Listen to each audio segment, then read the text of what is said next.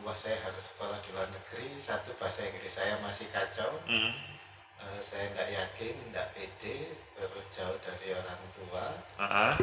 Eh, terus alhamdulillah ada pendampingan dari Brawijaya, jadi dikasih kesempatan untuk les, untuk mempelajari negara tujuan, kulturnya gimana dan sebagainya. Satu bulan rata-rata bisa mengantongi berapa cuan? Dulu masih dolarnya Australia sekitar 7.000-an, 7.000 8.000. Itu sebulan saya sekitar 300-an 300 dolar.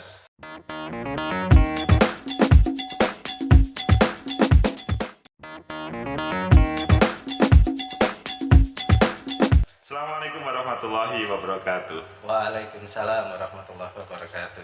Jumpa lagi dengan Agus M. Fauzi Official. Hari ini kita kehadiran tamu yang istimewa. Beliau itu seorang dosen di Universitas Brawijaya. Mas Junior Punco Prananda. Prananto. Dia itu S2 S3-nya di Monash University Australia. Bagaimana kabarnya? Alhamdulillah baik Pak Agus. Alhamdulillah. Jadi kita itu ketemu di sebuah acara jurnal. Acara jurnal, nggak taunya loh kok menarik ya ngobrol-ngobrol tentang studi di luar negeri. Gimana? Pada waktu sebelum ke Australia dahulu pernah tergambar nggak? Misalkan pada waktu SD, SMP nanti saya kalau besar pengen kuliah di luar negeri. Bagaimana, Mas Junior? Ya, cita-cita sih nggak pernah terbayang sama sekali. Dulu itu malah pinginnya kalau SMA nggak keterima UMBTN istilahnya zaman dulu. UMBTN, nah UMBTN, kalian ya. bisa membandingkan umuran berapanya ya. Jadi dulu pikirnya kalau UMBTN nggak lulus, ya sudah cari kerja setelah SMA. Sehingga alhamdulillah lulus di Kimia Brawijaya. Kemudian lulus sempat bekerja di perusahaan kayu milik Jepang di Sudah lulus. Terus baru setahun berikutnya keterima di dosen. Baru setelah diterima dari dosen baru mulai terpikir, wah saya harus studi lanjut nih. Karena kan aturannya minimal S2. Waktu itu penerimaan di Brawijaya mengizinkan diterima S1, tetapi S2-nya harus di luar negeri. Itu kebijakan Pak Rektor saat itu. Jadi bukan karena awal waktu kecil, tapi karena tuntutan sebagai dosen maka harus S2 sekolah, ya. luar negeri. Dulu sempat cenderung sekolah di Jogja saja atau di Bandung atau di Jakarta, tapi begitu Pak Rektor ngasih briefing yang belum S2 silahkan S2 di luar negeri. Sebelum berangkat, kalau ngomong-ngomong rasa hati itu gimana sebetulnya? Ini terpaksa atau menyenangkan? Luar negeri, guys. Takut. Takut. Sama sekali waktu itu memang tidak pernah jauh dari orang tua. Jadi meskipun kos di Malang, tetapi kan seminggu sekali pulang. Jadi waktu saya harus sekolah di luar negeri, satu bahasa Inggris saya masih kacau. Saya nggak yakin, nggak pede, terus jauh dari orang tua. Terus alhamdulillah ada pendampingan dari Brawijaya, jadi dikasih kesempatan untuk les, untuk mempelajari negara tujuan, kulturnya gimana dan sebagainya. Dan dulu sempat grogi karena mikirnya kalau ke luar negeri ini pasti naik pesawat. Dan pada saat itu belum pernah naik pesawat sama sekali.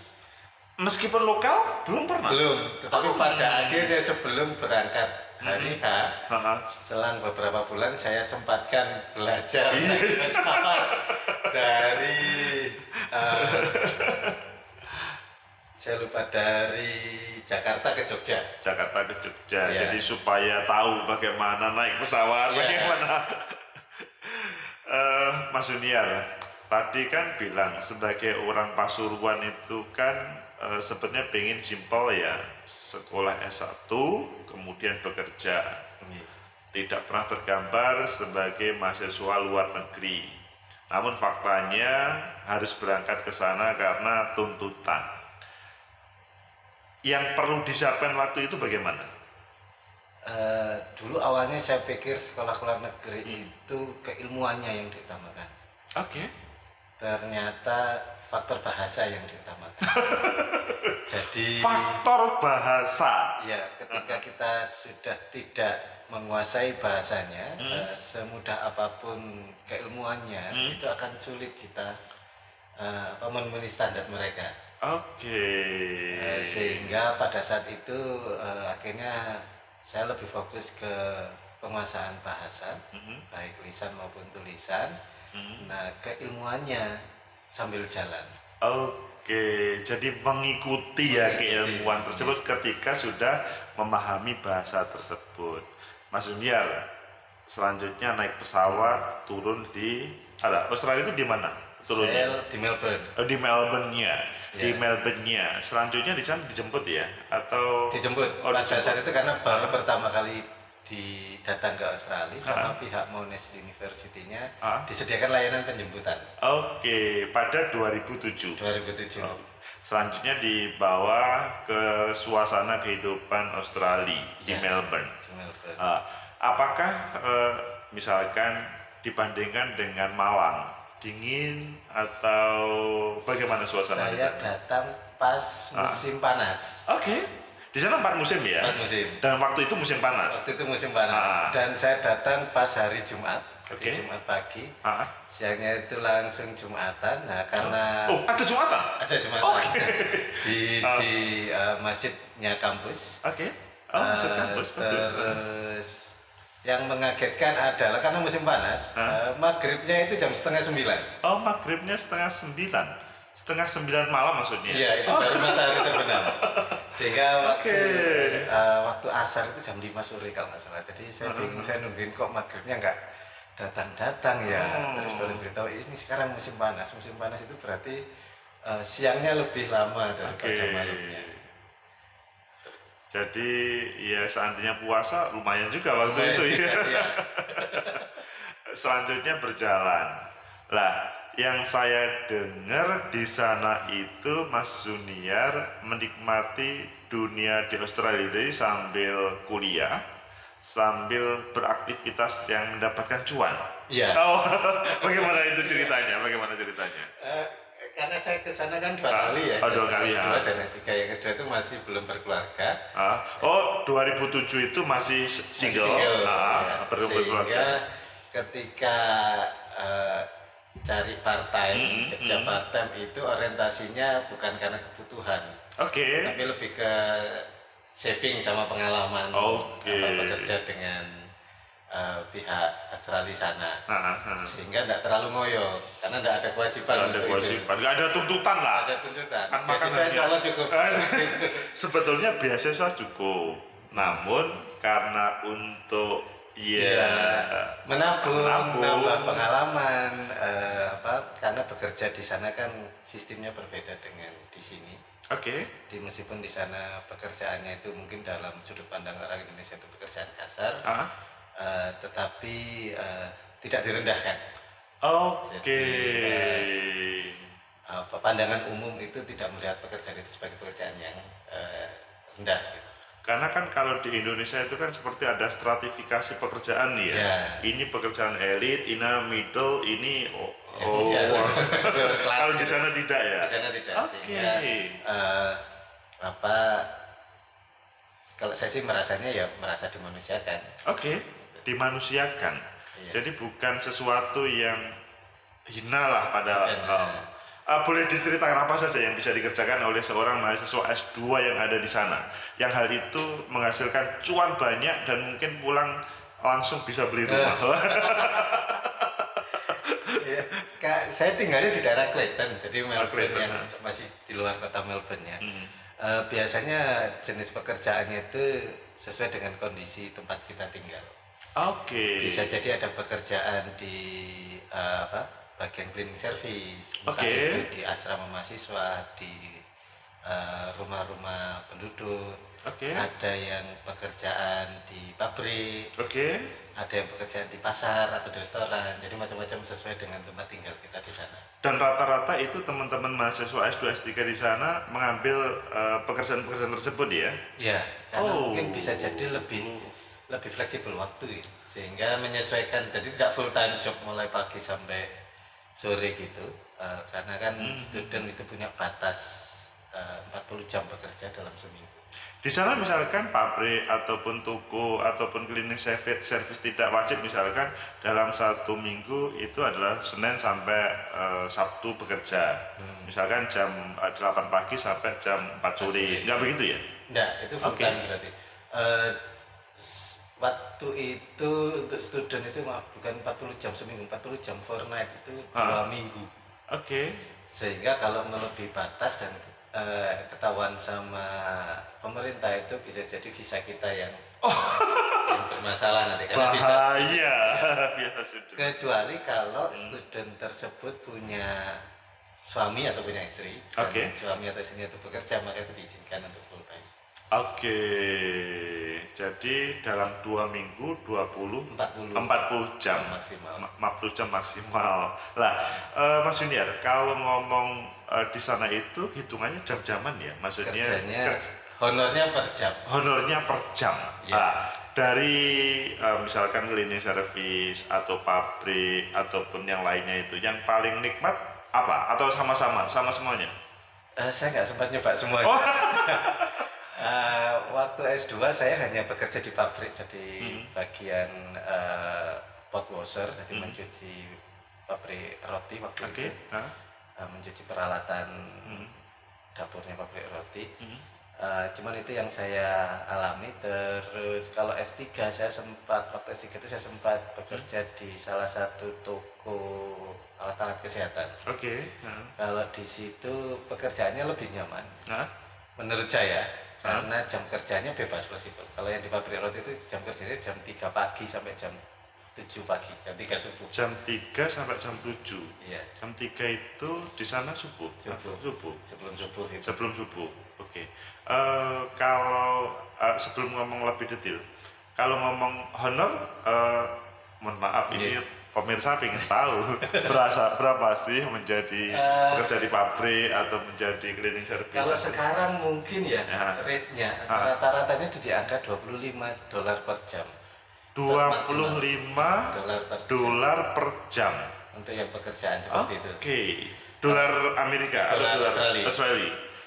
Oke, dolar Australia itu kalau taruhlah misalkan 14.000 berapa ya mungkin? Sekarang paling 11 ribuan. Oh, 11 ribuan. Oh, 11 ribuan ya. Kalau 10.000 aja satu jamnya berarti 250.000. Oh, 250.000 atau sekitar 300 atau 350.000 lah ya. Itu kalau dapat rate yang tinggi. Karena bisa jadi dapat rate yang rendah, bisa jadi cuma $15 per jam, $20 per jam, jadi tergantung jenis pekerjaannya. Tergantung jenis pekerjaannya. Intinya bahwa di sana itu minimal kalau dirupiahkan 1 jam itu bisa taruhlah 200.000 gitu ya. Wah, asik juga ya, 1 jam 200.000. Kalau 1 hari itu 4 jam ya rata-rata. 4 jam maka sekitar 800.000 atau 800 sampai 1 juta kan begitu sekira-kira. Menyenangkan kan? Itu teman-teman kalau mengambil dalam 1 bulan rata-rata berapa hari misalnya? 1 bulan, kalau seminggu saya biasanya waktu S2 dulu cuma 2 kali dalam seminggu. Oh, seminggu itu 2 kali? Iya. Oke, seminggu 2 kali. Karena kebetulan saya S2-nya Master by Research, sehingga saya tiap hari harus masuk ke kampus. Oke. Di laboratorium terus. Meskipun nggak ada jadwal kuliah, tetapi tiap hari harus masuk. Sehingga kalau di full kan kerjanya dini hari, dari sebelum subuh sampai kuliahnya bahaya. Di lab ngantuk sudah tidak fokus. Ini jadi pemirsa perlu bisa membedakan ya, tujuan ke sana itu adalah kuliah. Mencari cuan itu hanya sebagai tambahan ya. Dan mencari cuan di sana itu tidak seperti di Indonesia, yang equal, jadi penghargaan itu tinggi begitu. Oke. Loh, emangnya orang-orang di Australia itu tidak mampu untuk mengerjakan misalkan cleaning service di rumah atau pekerjaan-pekerjaan ringan itu nggak mampu? Setahu saya di sana tidak ada jarang ada neni, apa itu istilahnya, asisten rumah tangga. Oh, di sana rata-rata tidak ada ART. Karena kalau memang beneran meng-hire ART itu biayanya lebih besar. Lebih besar. Sehingga di beberapa apartemen itu kadang minta kita datang untuk membersihkan apartemen mungkin seminggu sekali saja. Memang juga si tuan rumah itu juga memang tidak pengen setiap hari juga ya. Hanya juga. Kita harus bisa aktif untuk mencari mana-mana saja yang bisa membutuhkan. Oke. Jadi beda dengan orang Indonesia, masih belum sibuk aja sudah bergaya sebagai. Ya, karena fee-nya mahal di sana dan bisa jadi karena trust issue mungkin ya. Jadi tidak gampang menemukan yang bisa cleaning di rumahnya sendiri itu dan percaya begitu saja. Mungkin bisa jadi ada pertimbangan itu trust issue-nya. Trust isunya. Iya. Dan kepada mahasiswa Indonesia mungkin kayaknya lebih mudah kita trust ya. Mungkin karena kedekatan wilayah Indonesia dengan Australia, kultur Indonesia sudah sering dikenal oleh masyarakat Australia. Tapi pada waktu itu 2007 itu kan berdekatan dengan tema teroris ya waktu itu ya. 2007 bukan, masih hangat-hangatnya bom Bali. Bukan, imbas dari Timor Leste. Oh, Timor Leste. Oh, masih ada efek dari Timor Leste. Timor Leste kemudian merembet ke UPM. Itu masih ada yang berdemo tentang itu di Australia, di Melbourne. Kalau menurut orang Australia sendiri bagaimana perspektif mereka tentang UPM, Timor Leste? Karena di sana kan kita punya hak untuk menyuarakan ya. Jadi bisa jadi ada sebagian warga yang itu biasa saja. Karena itu hak mereka untuk menyuarakan sehingga tidak perlu direspon berlebihan. Ada yang mungkin memang setuju mendukung bahwa terlepas dari kasus Papua misalkan, terlepas dari itu haknya negara Indonesia, tetapi perlakuan keluarganya bisa jadi masukan atau koreksi untuk pemerintah Indonesia. Untuk pemerintah. Iya. Mas Junior, kembali kepada cuan tadi. Kalau boleh tahu, ini pemirsa pengen tahu, kepo ini. Satu bulan rata-rata bisa mengantongi berapa cuan? Dulu masih dolarnya Australia itu sekitar 7.000-an, 7.000, 8.000. Itu sebulan saya sekitar 300-an. 300 dolar ya 3.500.000 sekitar itu ya. Itu santai kerjanya. Padahal santai seminggu 2 kali. Terus kemudian hanya 4 jam per pekerjaan dan ya menyenangkan. Kalau di pabrik roti itu menyenangkannya kalau ada roti afkiran. Itu biasanya kita yang menikmatinya. Ya. Oke.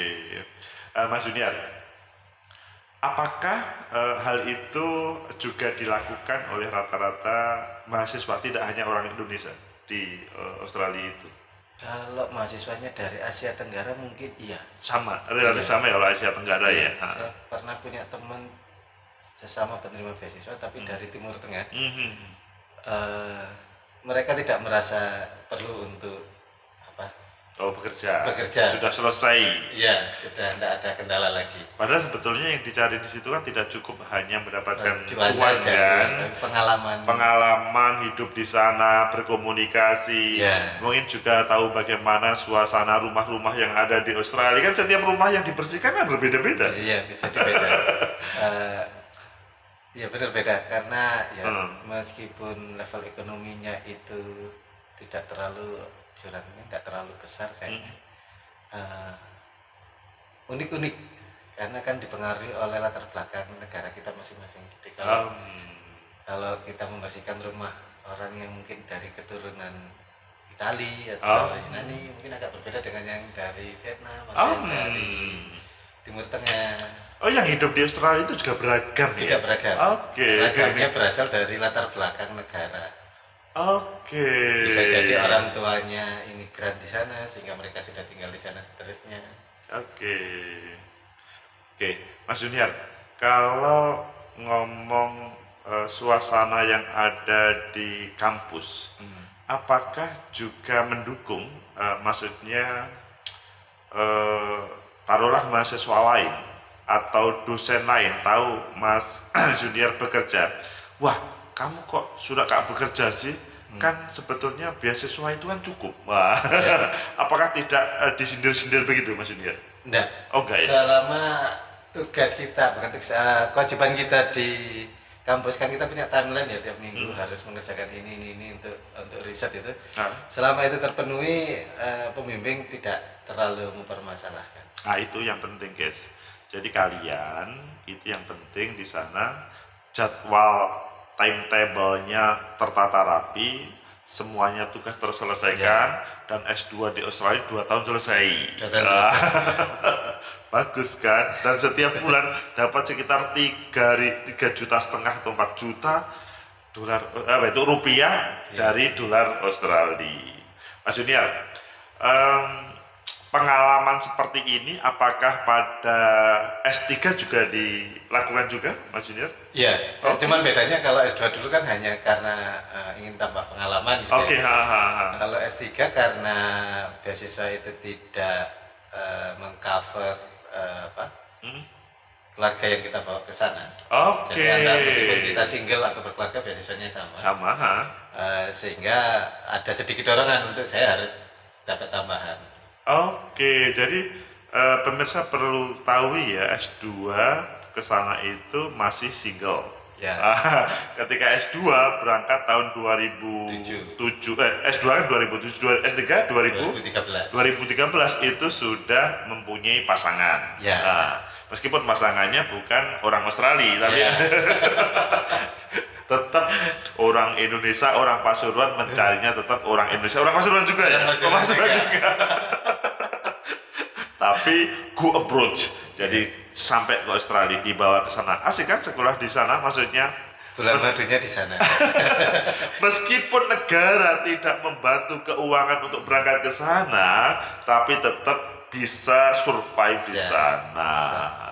Dan kelihatannya lebih menyenangkan ya bawa pasangan ke sana ya, Mas Junior. Iya, di beberapa kasus di tempat saya itu malah sumber cuannya dari pasangannya. Karena kan kita bisa fokus ke studi. Akhirnya pasangan kita lah yang membantu untuk tambahan itu. Tapi bisa jadi ya dua-duanya jalan semuanya, ya studentnya jalan, pasangannya juga bekerja gitu. Guys, saya itu dengar Mas Junior itu istrinya itu seorang arsitek, sampai keluar dari pekerjaannya untuk mendampingi Mas Junior studi ke sana. Iya. Apakah tidak menyesal ketika ini pekerjaan arsitek ditinggalkan di sana, kemudian mau bekerja apa? Nggak menyesal waktu itu, Mas Junior? Mungkin istri saya yang lebih. Kalau bagi saya sih mungkin akan lebih menyesal kalau berjauhan daripada kehilangan pekerjaan itu. Namun kalau dihitung cuan, kelihatannya gaji dari arsitek di Indonesia waktu itu karena masih bekerja ya, belum sebagai owner dari sebuah lembaga, dan di sana juga bekerja tetapi bukan sebagai arsitek. Itu cuannya lebih banyak mana kelihatannya? Kalau sudah dirupiahkan kayaknya lebih banyak sana deh. Nah kan asumsinya, ya memang asumsinya kalau dirupiahkan lebih banyak sana, tapi kan biaya hidup juga di sana berbeda dengan di sini. Kalau kayak uang sewa itu kan, saya lupa itu 1.400 atau 1.300 per bulan ya. Sewa rumah itu 1.400-an ya. Sekitar itu tahun 2015-an kalau nggak salah, 2015-16. Sehingga kalaupun kita bisa mendapatkan tambahan dari pekerjaan itu juga larinya ke sana. Nggak lari 100% ke Indonesia. Jadi memang uangnya dibandingkan dengan rupiah tinggi, namun memang ketika dibelanjakan di sana juga lumayan juga. Tetapi tetap masih bisa menabung. Itu yang penting, Mas Junior. Pada waktu diajak ke sana, pasangan senang nggak? Hidup di Australia. Ya. Senang karena itu memang sudah cita-cita sebelum berangkat ya. Jadi sejak awal menikah kan kita sudah diskusi bahwa saya ada orientasi harus sekolah lagi di luar. Sehingga kalaupun nanti beneran dapat beasiswa dan keluar, ya kalau bisa sekeluarga ikut. Sehingga sejak awal sudah ada bayangan bahwa kita akan hidup di Australia untuk sekolah. Gitu. Kalian yang masih single dan kebetulan tahu bahwa pasangan Anda itu seorang dosen atau seorang guru, harus komunikasi yang intensif ya. Nanti diajak sekolah ke luar negara. Mau apa tidak? Mau atau tidak? Kalau misalkan, waduh saya tidak mau, ya sudah, jangan dilanjutkan. Karena berjauhan itu berat. Mas Junior, kalau ngomong beasiswa, pada waktu itu sudah ada LPDP atau belum? Yang waktu S2 belum ada. Oh, S2 belum? Belum ada. Waktu itu beasiswanya apa? Waktu itu namanya ADS, ADS Development Scholarship. Oh, jadi yang membiayai dari Australia. Ya. Apa namanya, kampusnya atau negaranya? Negaranya. Oh, negaranya. ADS, Australian Development Scholarship. Itu dari Monash, dari pemerintah Australia. Ya. Lah, itu untuk S2. Dan waktu itu sebetulnya sudah tercover semuanya. Sudah tercover semuanya, tapi perlu pengalaman hidup yang ada di sana. Iya. Supaya tidak habis makan beasiswa. Iya. Iya, betul.